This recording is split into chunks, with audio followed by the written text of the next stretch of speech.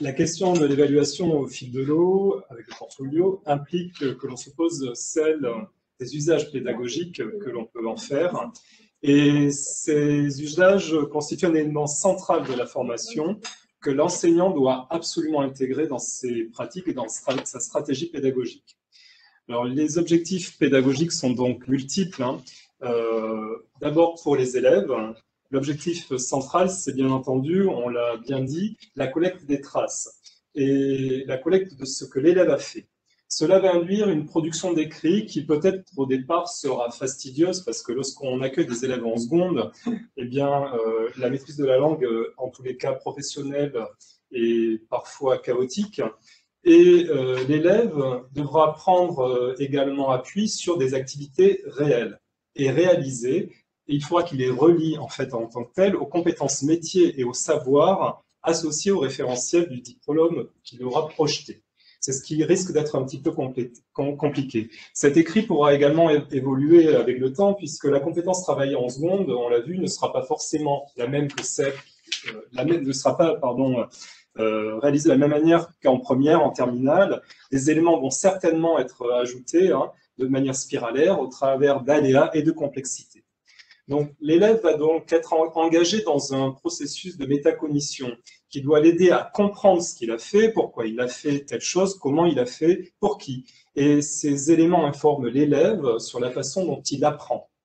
L'objectif du portfolio, c'est aussi lui donner la visualisation du chemin parcouru, comme l'a dit Laurence. Et par cette visualisation, il va également se rendre compte de ses progrès dans son parcours de professionnalisation, voire d'orientation.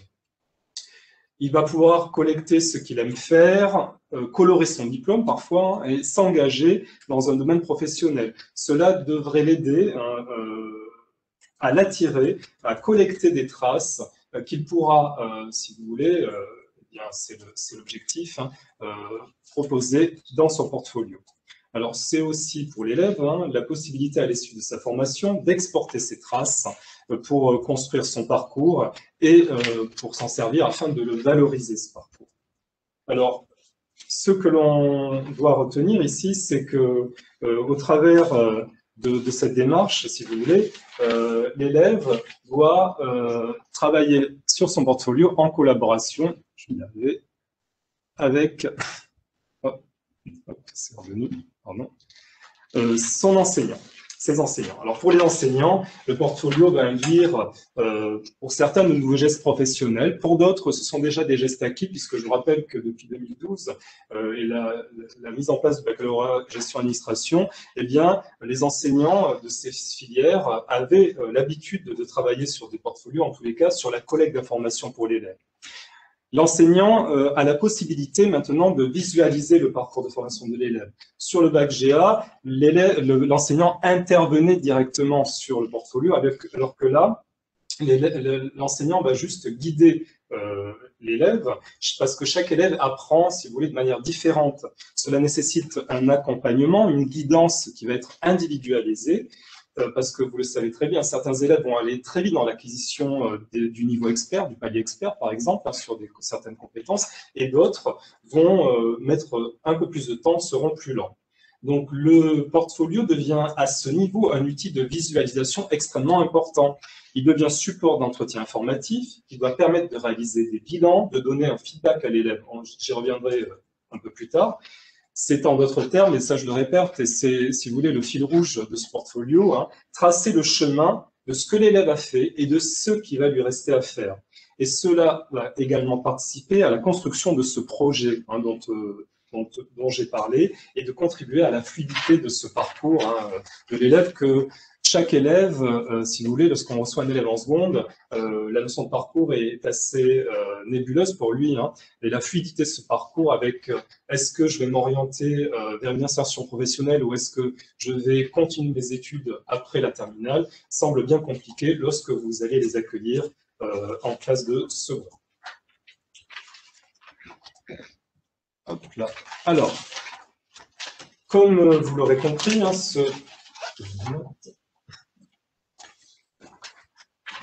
ce qu'on va retenir, c'est qu'au travers de cette démarche d'acquis d'apprentissage de construction de portfolio, il s'agit pour l'élève de le guider vers une verbalisation. Et la verbalisation, pour qu'elle soit optimale, eh bien, elle va s'articuler en deux phases. Une phase qui va être écrite, hein, elle prend la forme de compte-rendu d'activité. Alors, ces comptes rendus doivent permettre à l'élève de situer son action dans un cadre d'un processus d'organisation, c'est-à-dire que l'élève va, lorsqu'il va décrire son processus, prendre connaissance des méthodes de l'organisation, son fonctionnement, mais aussi de visualiser ce qu'il a réalisé et ce qu'il a découvert. Alors, cette partie écrite doit renforcer, bien évidemment, et c'est central, le travail de maîtrise de la langue professionnelle et l'enrichissement du lexique. Alors, c'était un petit peu le cas dans le travail impulsé au travers des EGLS, notamment via les ateliers rédactionnels sur le bac-pro-GA, mais c'est un dispositif pédagogique qu'il va falloir renforcer. D'ailleurs, cette dimension qui est liée à la maîtrise de la langue est bien prégnante, si vous voulez, dans les référentiels au travers des différents blocs de compétences. La seconde phase, non moins importante, est la phase orale, qui va consister à des entretiens informatifs qui doivent être menés au fil de l'eau. C'est-à-dire que on va pas prendre rendez-vous avec tous les élèves, mais lorsque, idéalement, une tâche est terminée, une activité est terminée, une pratique professionnelle est menée, eh bien, ces entretiens, en tous les cas, doivent être, si vous voulez, formalisés. D'accord ? Alors, je propose maintenant un petit focus sur ce compte rendu d'activité au service de la réflexivité. Alors, ce compte rendu, il peut être coordonné de différentes manières. Cette diapositive reflète ce qui pourrait ou devrait être. En tous les cas, le compte rendu doit décrire en contexte. Nous l'avons dit, une organisation professionnelle. Et afin d'amener l'élève à construire ce compte rendu, eh bien, et à verbaliser, l'enseignant va devoir adapter un type de questionnement, si vous voulez, qui reprend le système d'information satellite de l'action vécue, telle qu'elle est décrite par Pierre Vermèche. Alors, on ne va pas parler à chaque fois d'entretien, d'explicitation, parce que c'est un processus qui reste trop complexe, mais en tous les cas, on va impulser un questionnement d'explicitation. Et c'est ce qui est important. L'idée est que l'élève parvienne à verbaliser l'action vécue. Alors, on vous propose ici 5 focus qui semblent importants pour que l'élève comprenne ce qu'il a fait. Déjà, quand et où l'activité s'est déroulée. Là, on va inscrire l'activité dans l'action, dans son contexte, sa temporalité. On va ancrer l'activité dans une réalité qui doit être tout sauf théorique. Ensuite, on va questionner l'élève autour du « comment as-tu fait ?» Il s'agit de l'aider ici à rassembler les éléments factuels de l'action, c'est-à-dire quelles procédures ont été mises en œuvre, de quoi as-tu besoin pour faire telle ou telle chose, quel geste as-tu réalisé. Un troisième temps doit être consacré à la reformulation. Alors vous savez bien, l'élève doit dire ce qu'il fallait qu'il fasse, parce que lorsque on donne une consigne, l'élève va l'interpréter souvent à sa manière, et parfois on arrive à des résultats qui sont un petit peu, pas ceux qu'on aurait espéré. Alors l'objectif, c'est qu'au travers de ce questionnement que nous avons ici, c'est que l'élève parvienne à verbaliser ce qu'il a fait, de façon à ce qu'on puisse l'amener à passer une action concrète à une notion, si vous voulez, abstraite. C'est un élément clé pour l'élève qui voudrait notamment poursuivre ses études. Alors, nous devons maintenant nous interroger sur... Je vais changer.